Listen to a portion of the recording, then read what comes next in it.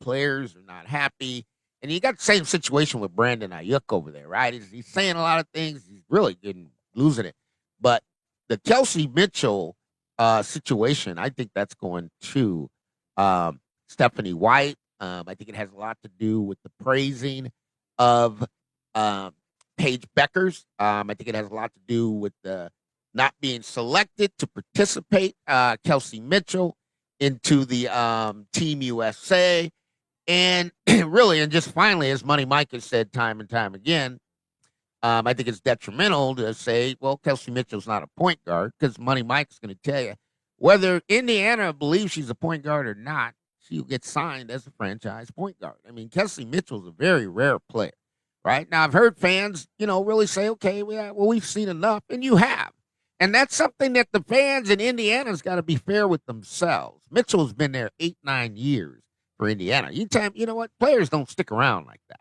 I mean, especially on losing franchises. Because Mitchell could have bounced, right? Could have said, hey, you know what? Let me bounce on out of Indiana. I don't need to deal with these losses. I don't need to play in front of 1,700 fans, right? But now you get to this stage, and all of a sudden, it just doesn't work out. And you got Mark Mitchell. I mean, rest his soul, is watching up from heaven, and his daughter. And then, you got to understand with family, just because dad felt one way, right? And dad felt love and really believed, Mitchell, you stick this out, it's going to work out. And it did for her, right? But that doesn't mean the rest of the family members feel the same way, okay? And I'm telling you, I try to tell guys, Stephanie White has a big following, and Stephanie White has a lot of fans, right? But the thing is, you're worshiping other people and not your player. And that one there is going to get you, right? Because she's sending this tweet, and she's saying, look, guys, you don't really know who people are until you really know who they are. And I'm telling you, for the life of me, I have no idea. And you talk about Sue Bird and UConn and how Paige Beckers got on the worst team. I mean, Becker's a great player, but not to the level of Kelsey Mitchell. And when you got your coach who was high-fiving that player who was defeating Caitlin, and this stuff, man, I'm telling you, you're crossing lines. And you go out there, and again, you say, AJ Wilson's the best player in the world. What about the players that you have? But the only comment you can give Kelsey Mitchell is, we don't have a point guard. Boy, that's the biggest slap in the face. And for the Fever fans, you guys have already seen this dance. And sometimes, guys, you look at Kelsey Mitchell. I mean, she plays from the heart. They had to carry her off the court. I don't think there's ever been a player in Indiana that is suited up, put the Indiana Fever jersey on like Kelsey Mitchell, and played every game. Because what I can tell you from my professional experience in the game of basketball, Kelsey Mitchell played a lot of those games hurt. She never sat out for the sake of the team. She put the team first. She put her players first, and especially the rookies, she took them under her wing. And I hear people say, well, we could go get Jackie Young. Jackie Young cannot fill the shoes of Kelsey Mitchell. It cannot fill the shoes of Kelsey Mitchell. And that is something that everybody's going to live with, because you've had Kelsey Mitchell for 8 years, but playing against her is going to be the worst nightmare you'll ever see. But it's basketball. And this happens in the game. It happens. You look at the Clippers. You got SGA, most talented player in the league. The Clippers thought he wasn't worth his weight in gold. So they traded him over. He wins the championship. This is the Money Mike Syndicated Radio Podcast. I wanted to just tap in because I think the WNBA, if the WNBA even thought of folding, there's 100 investors that would be lined up to buy the entire league. They're lined up to buy the teams, and they can't even get in to buy the teams. Imagine the league folding. They'll buy the brand, the name, the rights. Folks, it's not going to fold. It's going to grow.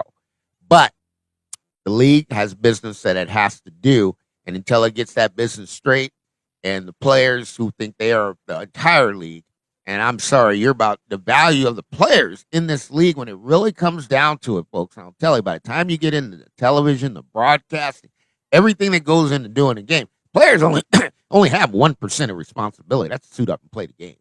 And for the players of the WNBA, it would be really, really good for them to go in there at 7:30 in the morning and watch the entire setup of an NFL game and understand how people come to work 8 a.m. and they work all day. The trucks roll in, the media rolls in, understanding what your role is, what your responsibility is. These guys come off hot mic. They come after a game, MFL coach. They just lost. How do you have etiquette? How do you drill them down so you don't get your head ripped off when you're talking there with Sean McVay, right, who's ripping the reporter's head off, and they got a problem between him and that reporter, and he wasn't having it, right? And you don't get your head in the shot, right? It's a rookie thing you don't do. You don't block the cameras, because when those two or 300 cameras are rolling, they're all rolling for big networks, and they're there to get the story. And that is where the WNBA can really see the difference of how a league is ran right and how the league is run on time. And when the NFL sets a kickoff, then there's not going to be no clock problems. They're not going to tolerate that. That kickoff, all those games have to kick off at the same time, because you've got 16 games kicking off, and you got 16 commercials got to hit, and they are paying big bucks for that. And that's the difference. I think the WNBA would have more value looking directly at the NFL than they would at the NBA, because the NFL is the prize ship. And I'll tell you what, it does the job better than anybody else. And it's the hardest job in America for the players. The players get incentivized. The players make money. And they understand this is how our contract works. Now, when the NFL gets in a collective bargaining, they have everybody in the room. Everybody is required in the room. And guys, some of the things that have come out when a player votes a certain way, how do you leak that? There's so many Bush League moves. How do you leak that? If a player votes in confidence, how do you leak that? That tells me a very, very direct message from the Players Association that this thing is out of control.